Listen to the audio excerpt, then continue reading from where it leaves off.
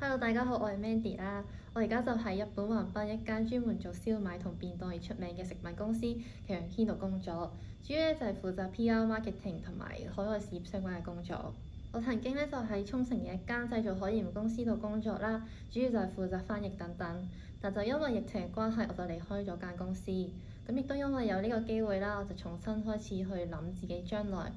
咁我將來就係想繼續喺日本嘅食品公司度工作啦，所以就想更深入去學習食品相關嘅知識。亦因為我又鍾意整甜品，所以我就希望可以向製果呢方面去發展啦，亦都以拎到製果衛生師嘅資格為目標。咁我選擇神戶國際調理製果專門學校嘅原因啦，就因為神戶有好多好出名嘅甜品店同麵包店，都係一個好充滿飲食文化嘅城市。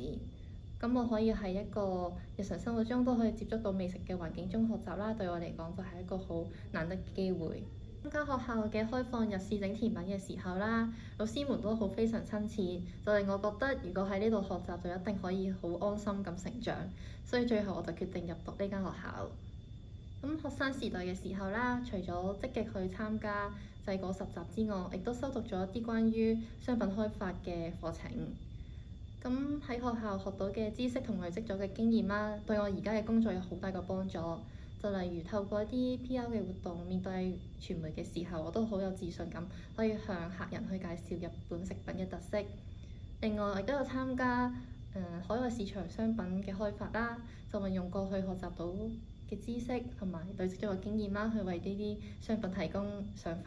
己嘅想法啦同意見嘅。こちらは、マグロ真空パックのマグロシューマイで、実は海外向けに開発されました。ただのシューマイは豚肉なんですけど、結構豚肉規制がある国が多いので、例えばシンガポールとか中国とか豚肉を使わない魚使ったシューマイを昨年の12月に開発されました。我而家每一日嘅工作啦，都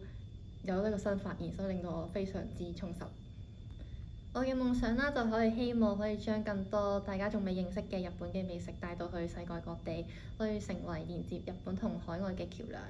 都希望可以運用自己學習到嘅製果知識啊、食品相關嘅經驗，以及自己 PR 方面嘅能力，可以令到更加多人去認識到日本飲食文化。開始一個新嘅挑戰嘅時候呢，最初一定要需要勇氣嘅，大家都要相信自己嘅可能性啦，勇敢去踏出呢一步，加油！